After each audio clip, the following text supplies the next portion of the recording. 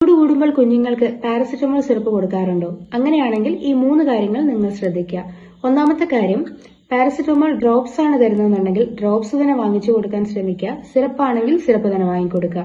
കാരണം 1 ml ഡ്രോപ്പിനകത്ത് 100 mg ഉണ്ടാവും. നേരെ മറിച്ച് ഒരു 5 ml സിറപ്പ് എന്ന് വെച്ചാൽ 120/5 ml സിറപ്പ് ആണെന്നുണ്ടെങ്കിൽ 5 ml-നകത്തായിരിക്കും 120 mg ഉള്ളത്. അപ്പൊ അതുകൊണ്ട് തന്നെ പറയുന്ന ഡോസിൽ തന്നെ പറയുന്ന മെഡിസിൻ മേടിച്ചു കൊടുക്കാനായിട്ട് ശ്രദ്ധിക്കുക.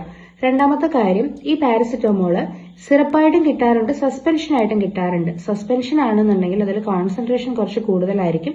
അത് നന്നായിട്ട് മിക്സ് ആയിട്ടുണ്ടാവില്ല. നന്നായിട്ട് ഷേക്ക് ചെയ്തതിന് ശേഷം മാത്രമേ എന്ത് ചെയ്യാൻ പാടുള്ളൂ, ഈ സിറപ്പ് കൊടുക്കാനായിട്ട് പാടുള്ളൂ.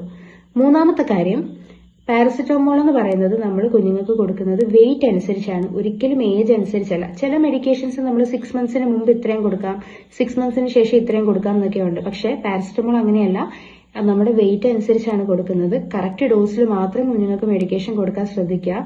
മെഡിസിന്റെ ഡോസ് കൂടി പോവുകയാണെങ്കിലുള്ള പ്രശ്നം എന്ന് വെച്ച് കഴിഞ്ഞാൽ ലിവർ ടോക്സിസിറ്റി, ലിവറിനെയാണ് ഇത് കൂടുതലായിട്ട് ബാധിക്കുന്നത്.